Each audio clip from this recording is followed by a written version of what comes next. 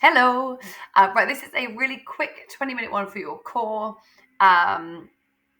There's no breaks, pretty much, give or take. Just take them when you need. You'll probably need them. I'm probably going to need them.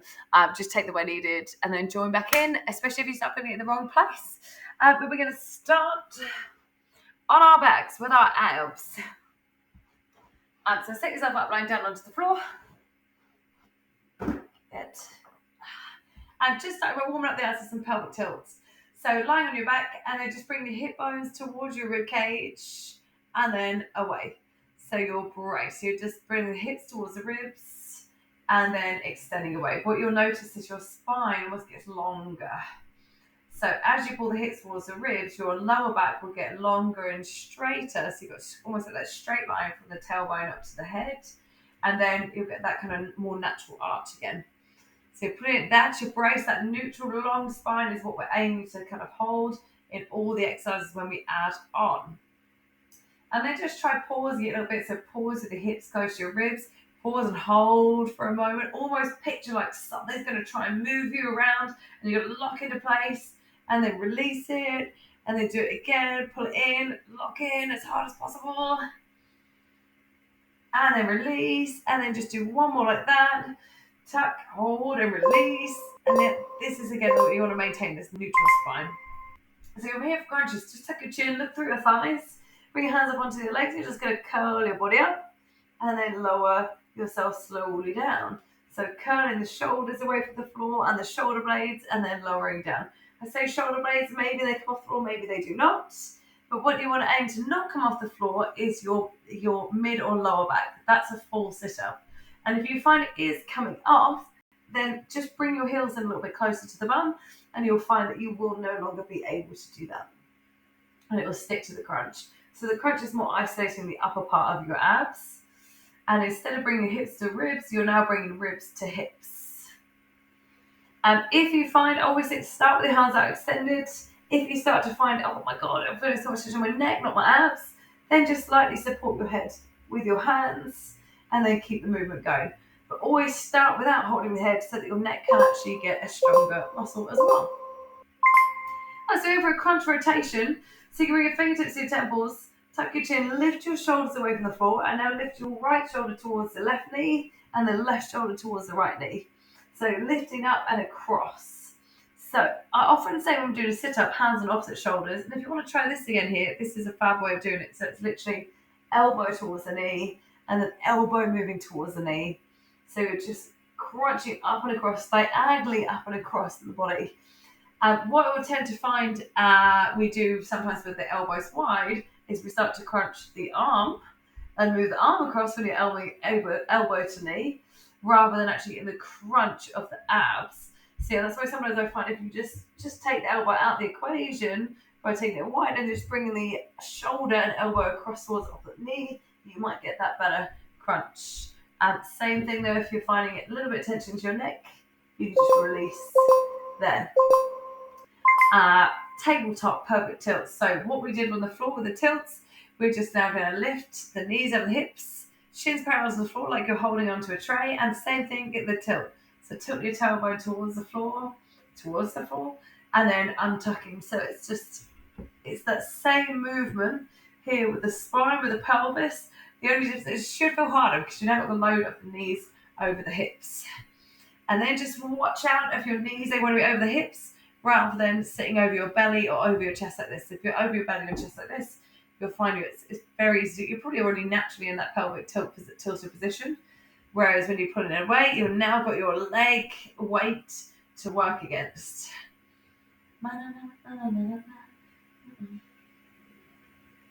We are never, ever, ever in back. If this is too much, by the way, I should have said, just pop your toes back down to the floor and go from there. And maybe do half the time with one, half the time with the other. It's good for a little toe tap. So you're going to find that tabletop position, brace the belly, and then tap one toe towards the floor, lift it up, and then tap the other toe towards the floor. Reset, find tabletop before you then go again. So keeping finding tabletop in between. And again, being mindful, we will all try and move the knees over towards the belly or the chest. Try and keep the knees over the hips. If you want extra challenge, keep your knees slightly forward of your hips and it will be a little bit harder. Be a little bit harder, baby. Now, if you're finding you're doing this and you start feeling it in your back, first take a break, take a stretch of your back, and then as you do it, push harder with your hands into the floor and maybe don't fully tap the toes down. So just go as far as you can where you feel it in your abs and maybe even your hips in here before you feel it in your back. Words are coming out, that makes sense. Nice, you could stick with this or go for an alternate leg extension. So it's just pushing one leg away, pull in, back to tabletop, and then do the other leg, pull in and back to tabletop, so extending one leg, and then back in. The longer your leg is, the more the knee moves away from the body, the more challenging it is. The closer the knee is, the less challenging. And similarly, you might want to extend your leg a bit higher and it'll be a little bit easier, or like a little bit lower and closer to the floor will be a little bit tougher. The main thing is where you feel the toughness should be in your abs, maybe now in your thighs as well, the front of the thighs and the hips, not in your lower back. So if you're feeling in lower back or you find you've got a big arch in the spine again, take a break and maybe go for the taps. Can you see what all these moves we've done so far are going to look like together? An exercise you've probably done before. So we're going to be putting the upper and lower body together with bicycle twists. So you're going to grab your thighs, curl your shoulders off the floor so you're in that crunch position. Either hands on opposite shoulders or fingertips to temples. Extend one leg. As you do, you crunch, twist the upper body. Crunch and twist, crunch and twist. And we move really slowly. The challenge is to keep both shoulders away from the floor. So if you need less, go for the toe tap instead. Tap, tap, tap. And again, you can have your hands on opposite shoulders. And the only time you aim elbow to knee is with hands on opposite shoulders. If your hands are wide, that again might cause you to just be crunching and flapping through your arms. So instead, think shoulder to opposite knee instead of elbow. So you do it really slow. Being mindful if when you twist, I should scoot away. You try not to just roll onto one side. So instead, you've permanently got both sides off the floor. Now you've got about 6 seconds, and then we're going to do 20 seconds as fast as you can without just rolling around the floor. So if you need a little reset, call yourself up, then do. And there's 20 seconds, fast as you can. It's push, push, push, push as you twist, twist, twist, twist. Don't suddenly let your legs flop around or roll around on the floor. But keep it really solid and really precise. You've got 3, 2, 1. Nice. Take a little break. Stretch your body out long. Arch your back away from the floor. Oh, I can't go longer on the sofa here. Man. Maybe hug your knees in towards your chest. We're nearly done with the abs. Just got one little bit to finish. So we're going to find tabletop again. Knees over hips. This time we're going to grab the legs, tuck your chin, and curl your body up. So you're holding your crotch that is higher than you would be able to if you didn't have the use of your arms. So you're going to curl up and hold. And in about 5 seconds time, you're going to release your hands, lock out the arms, and pump the arms up and down to 100 abs. 20 seconds as fast as you can. So you go. Back. Pumping up and down, pumping up and down, pumping up and down. No floppy wrists, no floppy arms, no waves. Lock everything out from the shoulders, and you're going to feel your abs every time. If it's too much, pop your toes down to the floor. Bam, bam, bam, bam, bam. Score 100 abs. Can you get 100 in? I said 20 seconds.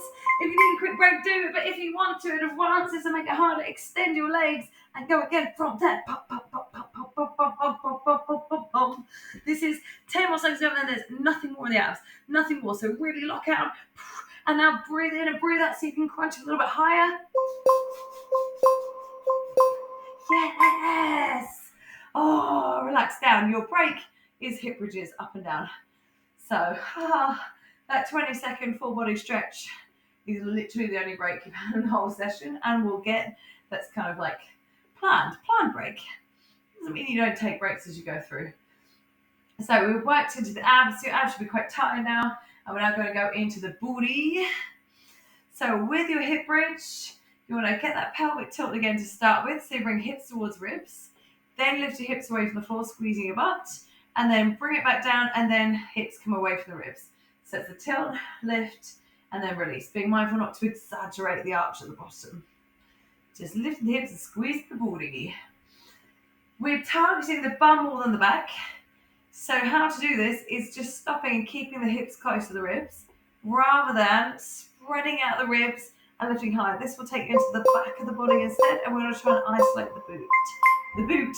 The boot. Hold your hips up. Is that why it's called a booty? Because it's like the back of the car is the boot, and it's like the trunk. Oh my god. The booty. I don't think I've ever known that. Is that weird? Am I weird? Yes, I'll go into it. No one can reply, so what I'm going to assume your answer is no, you're not weird. Ah, cool.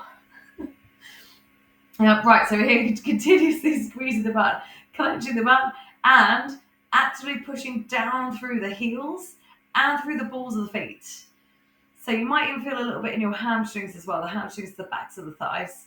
If you're feeling your back, come down, take a break, hug your legs in, take a little release, and then go back again. The predominant muscle should be the booty. Clenching, clenching, clenching. And now we're pulsing. So just lift your hips up an inch more from there, down a tiny bit, up an inch, down a tiny bit, up an inch, and down a tiny bit. Your butt should hopefully be burning quite a lot now. So yeah, the bum is the thing that wants to be burning. So active pressure down through the feet, and again, that's the heels and the balls of the feet. And then active clenching of the butt, like you're trying to crush something between your butt cheeks. You're squeezing it, you're crushing it. And if you are feeling that crushing sensation, then you are crushing this workout. Oh dear. Oh dear.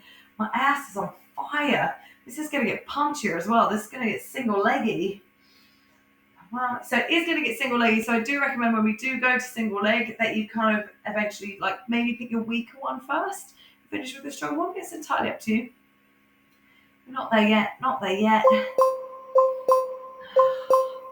So first I'm going to hold the hip bridge up and then just going to lift one foot off the floor and then replace it back down and then lift the other foot off the floor and then bring it back down. And then we keep on alternating while maintaining hips level and high. I say high, that's actually probably an incorrect thing to say. If your hips are about half an inch from the floor and you're maintaining level hips and you're feeling the squeeze in the bum, then I actually don't care how high it is. I should have actually said the height of your hips. So you're just trying to resist gravity and that the hips come down lower. But yeah, I don't care if your bum is barely off the floor or not off the floor. If you're doing single leg, but it means, and your hips are down on the floor, but you're putting down the pressure and you feel it in the booty on the side that you're putting the pressure on, then cool. If you can though, hips a bit higher without flaring. Oh. So one who've done this little play around with alternating legs, think which is the weaker one. I'd recommend you start on that one. So then we're going to keep the other knee off and drop the hips down towards the floor and lift the hips up. Dropping the hips down and lifting the hips up. So it's a single leg hip bridge again. I say single leg hip bridge again. This is the first time we've done it. It's the hip bridge up and down again, but this time single leg. Now, same thing I just said. If you find that lifting your hips off, it means you just can't do it with one foot on the floor, then don't lift the hips off. Just push down through the foot, squeeze your butt, just find the tilt. Lift it lower like that, lift it lower. Put all the pressure into the left foot. And then if you need to, you can also pop your right toe, my left leg's the weak side, that's not done. Your other toe down on the floor, and then lifting your hips up and down. So it's just giving you just a tiny bit of assistance while still maintaining kind of like 90% pressure into the foot that's on the floor. Bum, bum. Oh, I've started to feel my hamstrings. I'm going to take a little break. And then we're just going to hold the single leg hip bridge up. Hold it up. Everything's a minute, by the way. I don't know if you noticed, everything's a minute. So yeah, I'm expecting you to probably need some breaks. If you feel more inner thigh, hamstring, top of thigh, hip, back, anything else in the wrong place, just take the break, take a shake, get back in again. Again, not too worried about the height, but where you feel. So it might be that you keep your butt down on the floor and you dig it in and feel the squeeze of the butt. I feel bad, the door. Oh, there's a modification of my face. I can't see my face. Is that better? Should I change sides? Do you care about my face? I'm going to assume, look how I just answer when you're not here. I'm like, yeah, you care about my face. Just going to switch sides. So well done. Oh yeah, the doorbell just went. I could hear Ross was in a meeting and I'm on here and he had to get it. Whoopsie. Right, so you're going to hold the hips up and go top half little pulses. Little pulse, little pulse, little pulse. Yeah, I have actually even said on the top thing, like right, but honestly, I always stick with the first, kind of weaker side first. Any side, as long as you do the other side after, not one side twice, that'd be totally wonky. Go to the booty, go to the booty. Nothing wrong if you need breaks, if you need a light tap down the floor. If you feel it more effectively with one foot slightly on the floor supporting you, why would you not choose that option? Sometimes the hardest option isn't the best option for you. You might actually work harder or more effectively or more efficiently on a modification. So there's nothing wrong. Again, if you want to just stay at the bottom, just clench and clench and clench. And that means you're working an absolute super powerhouse of your booty, then you're all good. Stay here. You've got another 8 seconds to go.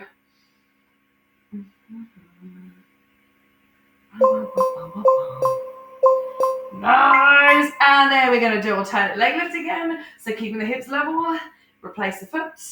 Remember which one you just worked single side because you will be having to do it again.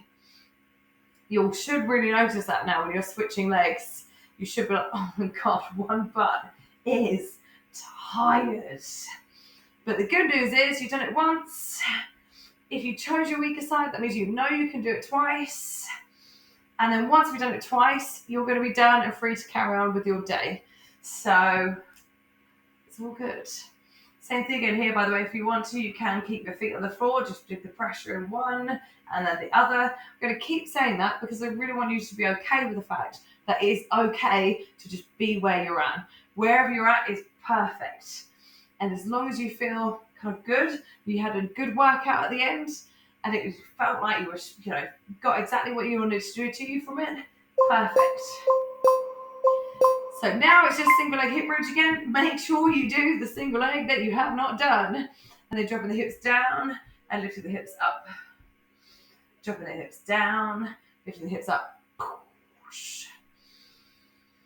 If we have strong abs, we do want a strong butt as well. If anything, I want the butt to be the strongest thing in our body. It's the one lazy ass muscle that just switches off all the time, and everyone. Definitely mine does. My left. You might hear me talk about it quite a lot. This is my left side is where I get all my injuries, my foot, my knee, my hip, technically my shoulder. That is not my bum's fault. That was first on a skiing fall, landing on my shoulder. And then the second one on a hen do, or a hen do. And then we jumped to a watery thing. We jumped on the trapeze and I kind of just missed, but still gripped on, span around, hurt my shoulder. That's really not my ass's fault, is it? Hold the hip bridge up. But maybe I can just blame it anyway. Just be like, oh, left bum, why are you doing this to me? Active pressure through the foot that's on the floor. You can even put pressure into the shoulders that are on the floor, maybe the hands are on the floor to help you level, but mostly focusing on squeezing of the butt, the booty. Taking breaks as you need. Also, if it gets to that stage where oh my God, it's going to cramp, because it should feel maybe a little bit crampy, but if you get oh my God, it's actually going to cramp, take a break.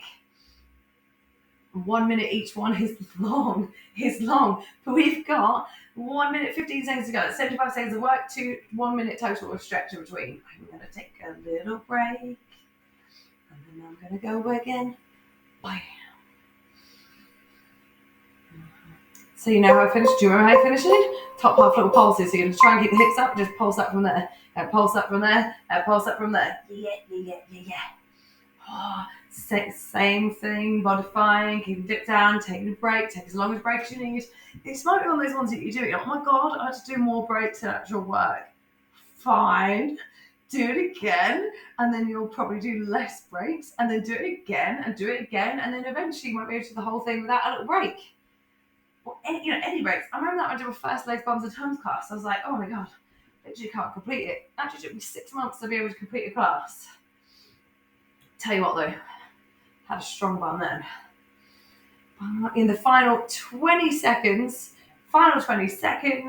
And then it's completely done. So can you clench your bum just a little bit harder? If you're thinking you need a break, can you just squeeze a couple more reps? Because you've got only 8 seconds to hold on for. And 3, and 2, and 1. Bah! Come on down and just stretch your butt. Cross the ankle over, relax the knee forward. That might be plenty for you. Or reach through and grab the thigh, pull the thigh towards you. Stretching the bum.